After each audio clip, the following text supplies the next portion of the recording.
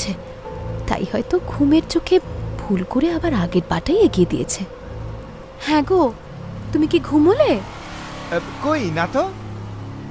না, আবার আগের পাটাই দিলে তো, তাই আর কি বললাম। সোনপুরীর কথা শুনে তো পেতনির বুক ধরফর।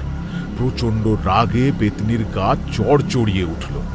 দাঁত চিবিয়ে পেতনি মনে মনে বলল, উফ, এই মেয়ে মানুষটা তো বড্ড জ্বালাচ্ছে।